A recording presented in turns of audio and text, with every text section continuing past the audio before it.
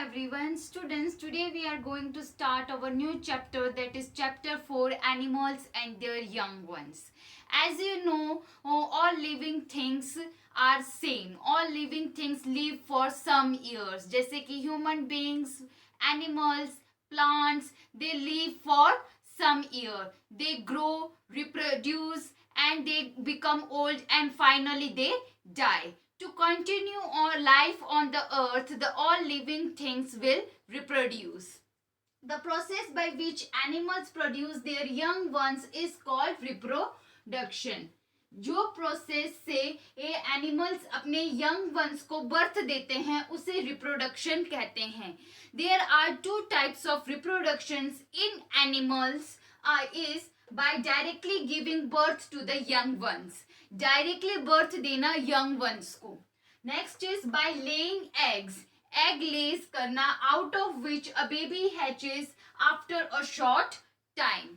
So first we will study about this by directly giving birth to the young ones. In this topic we will study about the mammals. Mammals क्या होते हैं वो हम लोग पढ़ेंगे.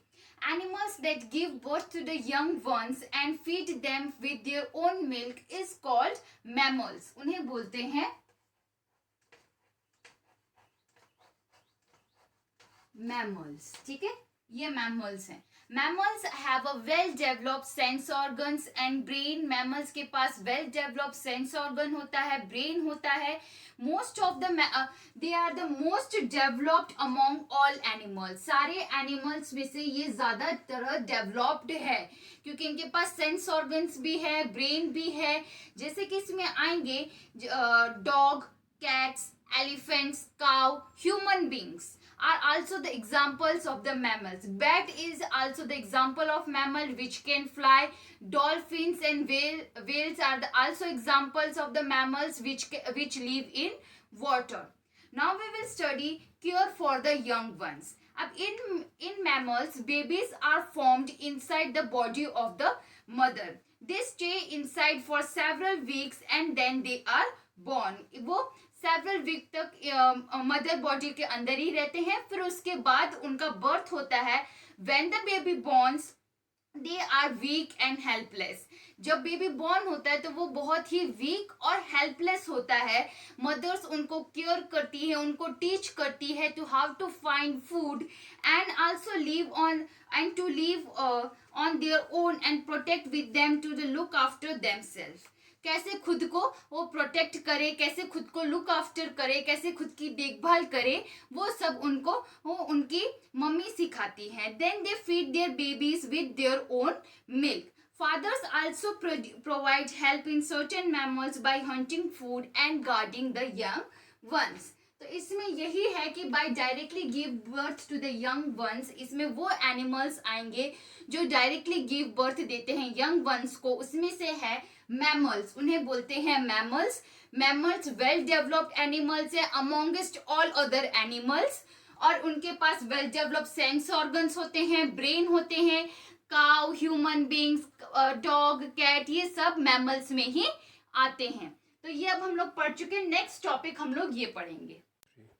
Students, our next topic is animals that lay egg. जो animals egg lay करते हैं जैसे कि बर्ड्स, स्नेक, फ्रॉग्स, ये सब एग ले करते हैं. ठीक है, so first we will read about the internal structure of an egg. Egg का इंटरनल स्ट्रक्चर पढ़ेंगे. So let's see start from here. जो आउटर हार्ड कवरिंग है एग की, आपको मालूम है एग तो वाइट कलर का ही होता है, वाइट कलर का होता है. तो ये जो आउटर उसकी कवरिंग है वो बहुत हार्ड होती है, उसे शेल बोलते हैं. फिर ये जो इनर जेली लाइक सब्सटेंस है जो व्हाइट कलर का होता है उसे एल्ब्यूमिन बोलते हैं और एग व्हाइट भी बोलते हैं. ठीक है, ये रिच सोर्स है प्रोटीन का. ठीक है, नेक्स्ट है यॉक. ये जो येलो कलर का जो यहाँ पे प्रेजेंट होता है वो उसे यॉक बोला जाता है. आपको कभी भी आपने देखा होगा अंडा फोड़ते तो उसके अंदर से येलो कलर का ऐसे सर्कल टाइप अंदर से निकलता है, वही होता है यॉक. और फिर वो उसमें फैट्स, विटामिन और मिनरल्स का सोर्स है. तो एग व्हाइट किसका सोर्स है? प्रोटीन का सोर्स है, great source of a protein, और जो यॉक है वो विटामिन, मिनरल्स और फैट का सोर्स है। अब जो बेबी होता है वो इस यॉक में ही होता है ताकि वो एम्ब्रियो में हो सके। अब ये हम लोग बुक से देख लेंगे। जो यॉक है उसमें फूड होता है ग्रोइंग बेबी के लिए, ये विच इज कॉल्ड एम्ब्रियो। अब वो एम्ब्रियो क्या है, अंडरगो जाता है वेरियस डेवलपमेंटल स्टेज और ग्रोज इनटू अ चिक। चिक के अंदर ये देखिए, ये हैन की ये लाइफ साइकिल ऑफ अ हैन है, यानी कि मुर्गी की लाइफ साइकिल है। एग के बारे में हमने पढ़ लिया, यहां से शुरू हुआ है एग से, ठीक है। अब उसके बाद मदर वॉर्म्स द एग, इसको ये पिक्चर के फॉर्म में बुक में दिया, आप अच्छे से देखेंगे।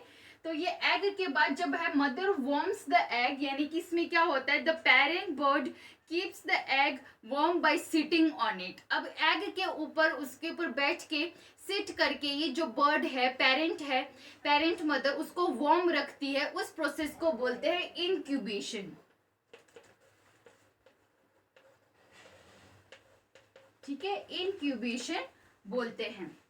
नेक्स्ट है, it takes about 21 days when the fully grown chick breaks the egg and come out and this is called hatching। उसे hatching बोलते हैं। देख, baby chicks hatches out।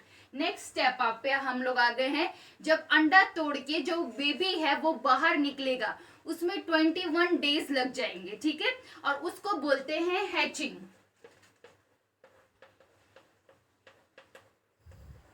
Hatching बोलते हैं।